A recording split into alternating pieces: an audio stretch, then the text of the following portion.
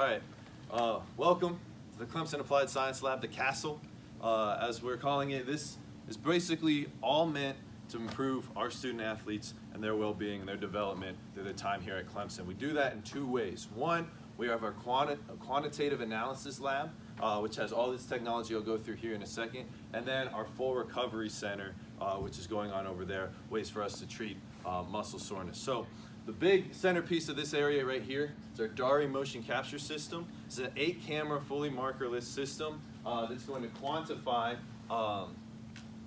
mobility for the shoulder, hip, knee, ankle, as well as balance, force generated, power, strength, and things like that. It's really cool, and if anyone wants to volunteer, they're more than welcome to come try it out. We can see what we're looking at here. If not, I got my students. Go ahead, We need an intern. I gotta film it. All right, come on.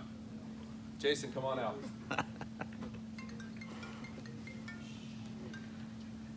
So, Jason, student here at Clemson, one of our interns here in the Applied Science Lab, is going to show us how this is going to work. So give us the scarecrow pose.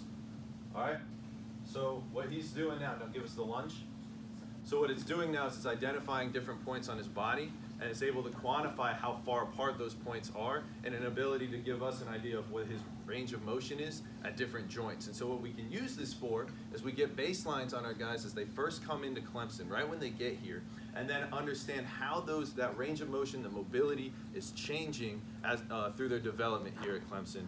And should they ever experience an injury or go through surgery, we're able to understand exactly where they're trying to get back to. So we're able to improve the confidence with between the athlete and our staff, and improve the understanding of the athlete of their own body and what their body is telling them through that. So really excited about that. Can you Yeah. do a movement again? Sorry. Yeah. Go ahead and do another one for us. Move the arms up and down. So it's able to track them through all that. So we do a 19 movement assessment using this system to establish our baselines on guys. Over here in the corner, it gives us an ability to use augmented reality to quantify change of direction. This is our tracer station. Basically what it allows us to do is take something as simple as a cone drill, 5-cone drill that our strength staff has been doing for the last 50 years, and quantify athlete reaction speed. How fast are they moving? How are they accelerating? How are they decelerating during these different drills? And we're actually, again, able to establish baselines so that athletes know exactly where they started when they got here, where they're leaving, and where they need to get to should they be coming back from injury there. So this one, Zach, I'm gonna have you come up.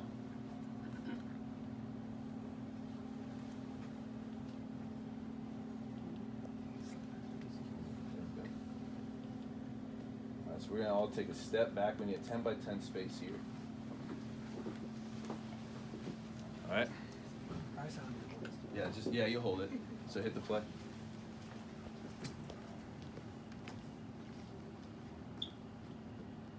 Hands up.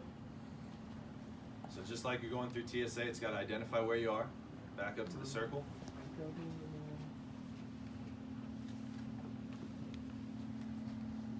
So it's forcing athletes to react to different stimuli there. So you're moving. It's forcing athletes to react to different stimuli on the screen, so that they have to have a better understanding of their spatial awareness, have a better understanding of where they are in space, rather than simply reacting to a stationary cone on the floor.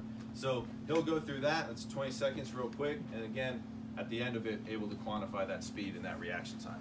Over here, we have what's called Nordic board.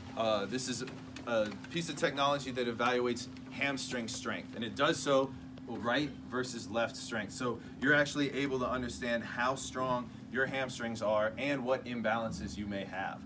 So an athlete, I'll do this one. Athlete gets on it, hooks around the ankles there, and they do a full what's called a Nordic eccentric hamstring exercise. So I'm gonna fall back just like this, and the only thing that's really the muscle group that's activated during that movement is your hamstring, and it's measuring that force production. We can actually use this to compare our athletes to the average at the collegiate level and at the NFL level to understand where our guys are when they start and how they're developing through. Another way we do force development measurements is over here on these force plates. So what we're able to do with these, guys will get on them, They'll jump 3 times. We've been using these all season long to understand not only how high they can jump, but how they produce that force, because it's really important to understand how much force you produce here and how much of it you transfer through the plate to get up into the air. So that's something we've been doing to get an idea of what compensations athletes take to produce that counter movement jump. What's really cool about that system is there's a whole database of over 10,000 athletes that we're able to compare our guys to, so we have an understanding of what injury risks they may have based on those compensations. And the last piece over here in this quantification science lab is our Synaptic sensory station.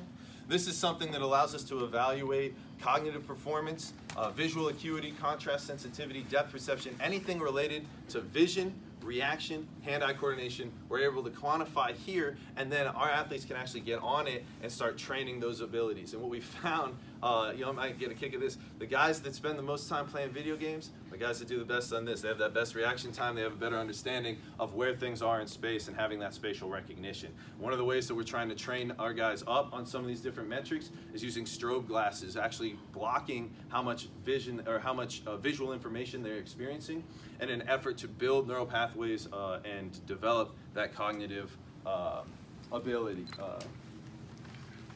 So that, I guess that's probably, I just talked for a long time, that's probably a good place to stop for any questions on this part of the lab. Alex, if I could ask you about the tracer, yes, sir. I imagine you have different programs for different position groups, that sort of thing? Yes, sir. Alex, who can access this information, and do you meet with the players individually? Do the coaches talk to the players about the results of some of these tests? Yeah, so the players are aware of how they're scoring, and they get really competitive on a lot of this stuff. So they kind of start drawing with each other on what their results are, and so that's kind of how that communication. Is there a plan saying somebody has less mobility depending on this than others, and then are there targeted drills to improve their mobility, things like that? Is that how this is applied? Yes, sir.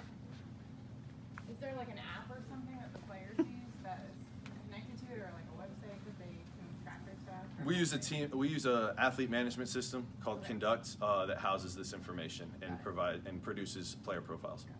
Imagine you had to give the coaches quite a training session themselves on how to take the results and transfer that information. What's cool about a lot of this stuff is a lot of the processes have been done for a long time, but what's new is the ability to quantify them and to store them over time. So we're able to kind of have that aspect to supplement what our strength staff has been doing and what our sports medicine staff have been doing.